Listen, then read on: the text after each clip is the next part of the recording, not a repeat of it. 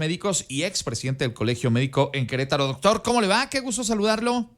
Ángel, qué gusto saludarte esta mañana de lunes, a ti, por supuesto, a tu gran auditorio, y agradecido a tu gran equipo de RR Noticias por este espacio de salud que se está haciendo una bonita tradición. No, hombre, pues esta es su casa, ya lo sabe, bienvenido. Oiga, mucha gente se quedó preocupada porque este fin de semana se confirmó en Querétaro el primer caso de viruela del mono. ¿Eso debería hacer que nos encerráramos a piedra y lodo en nuestra casa o cuáles son las recomendaciones, doctor? No, Ángel, nada más alejado de esto. Sí, en efecto, déjame contextualizar un poco el tema. Teníamos 3 casos sospechosos en Querétaro, 2 en la capital, 1 en San Juan del Río, de los cuales 2 se han descartado y uno de ellos ya se confirmó como positivo después de que el INDRE hizo los análisis enviados por la Secretaría de Salud.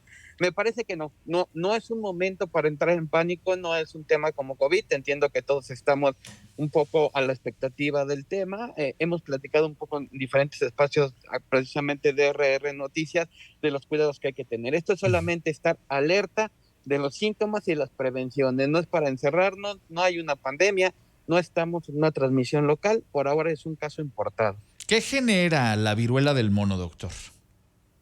La viruela del mono precisamente la genera un virus, un virus que provocó un brinco evolutivo desde un animal, en este caso un simio, pero no nada más exclusivo de simio, sino de algunos otros animales selváticos. Por ahí de 1950 es cuando el primer caso en un animal se presenta, por ahí de los 70, 1970 conocemos el primer caso en África, entre central y occidental, el primer caso que hace este brinco evolutivo, una zoonosis es como la conocemos en medicina, y eso es lo que provoca el contagio y lo que hace toda la sintomatología que presenta alguien que tiene una viruela símica o viruela de mono. Está interesante este tema porque en esta última ocasión, pues era, entiendo, pues una enfermedad muy endémica del África Central, como usted lo menciona, pero a lo mejor pues algunos viajes hicieron que alguna persona contagiada saliera de esta zona y luego se fuera a Europa y de ahí entiendo que brincaron algunos casos. Aquí en Querétaro, a propósito de esta persona que ya resultó positiva, entiendo que está aislada y que además pues también no generaría ninguna alerta de contagio al resto de la población ahora mismo. No, aparentemente no. Mire, es un masculino de 39 años. Su oficio es como un coordinador de un call center. Oh. Y sí, en efecto, pareciera que es un caso aislado porque además tiene una claro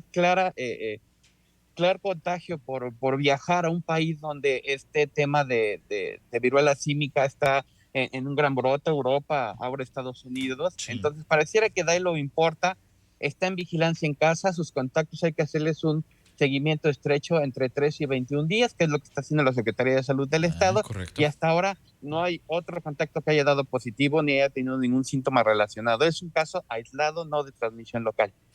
¿Cuáles son las recomendaciones que debemos de seguir cualquier persona para evitar contagiarnos en lo inmediato? Es muy importante. Miren, realmente este grupo de enfermedades pertenece a un tipo de enfermedades que se llaman exantemáticas, es decir, que aparecen lesiones en la piel. Difícilmente todas son viruela símica, hay muchísimas enfermedades de este tipo. Los cuidados son los que ya sabemos.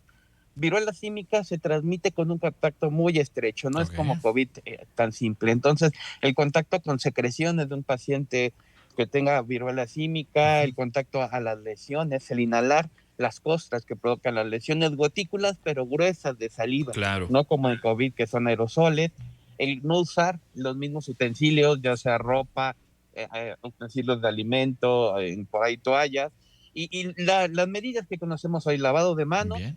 y siempre tener áreas bien ventiladas, es más que suficiente para mantenernos bastante distantes de un tema de un riesgo de contagio. Bueno, pues en realidad mantener higiene, precaución y distancia creo que serían las recomendaciones para poder estar a salvo precisamente de esta enfermedad, que bajo ninguna circunstancia podemos decir que hay pues una situación de riesgo aquí en Querétaro en este momento.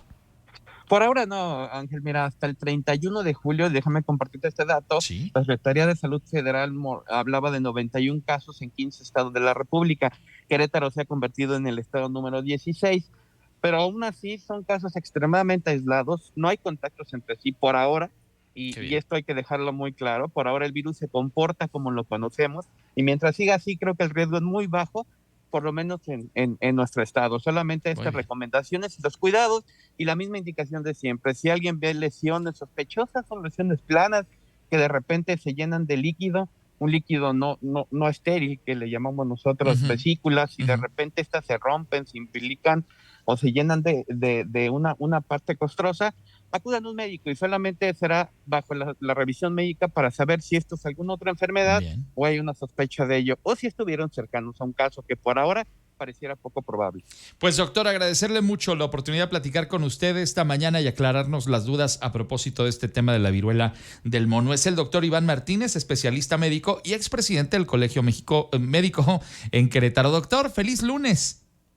Igual, Ángel, feliz lunes a ti y a todo tu auditorio y que sea una productiva semana. Igualmente para usted, gracias por estar con nosotros. Los espectáculos con Germán Ruz. Pues aquí está Germán, hola Germanópolis. Ángel, qué gusto saludarte.